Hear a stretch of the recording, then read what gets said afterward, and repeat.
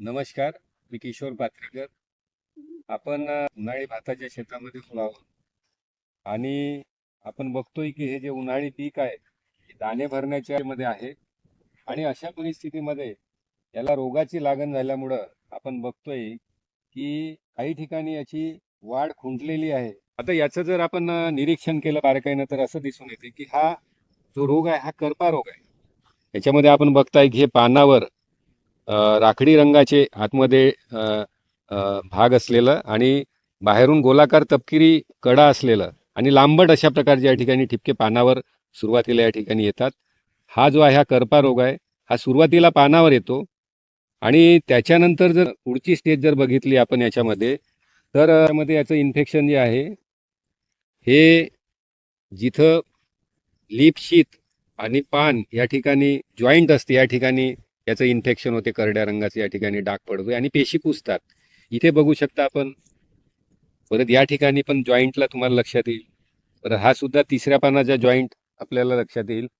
या ठिकाणी बघा जॉईंटला इन्फेक्शन झाल्यानंतर जे काही पानामधलं अन्न जे दाणे भरण्यासाठी जाणार होतं ते वहन पूर्णपणे थांबून जाते आणि अशा प्रकारे पांढरे पडींज दाणे आपल्याला दिसून येतो. याला नेक ब्लास्ट म्हणतो, म्हणजे मानेवरील करपा. इथं आपण बघू शकतो की याच्या पुढच्या स्टेजला तो एकदम जो ओंबी असतो आणि जो दांडा असतो खोड त्याच्या जो जॉईंट असतो त्या जॉईंटला या ठिकाणी इन्फेक्शन येते. पेशी कुसतात आणि एकदम पडींज असे दाणे या ठिकाणी निबसतात.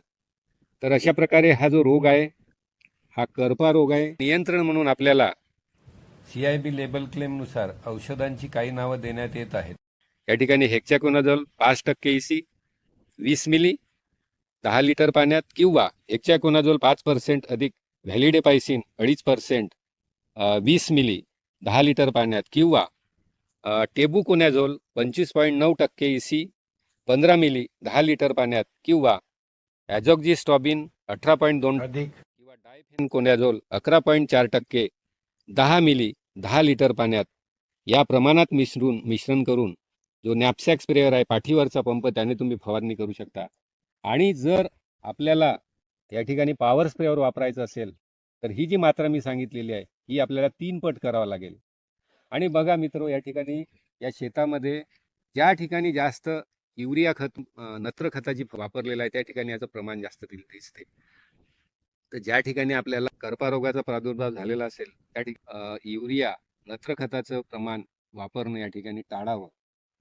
धन्यवाद.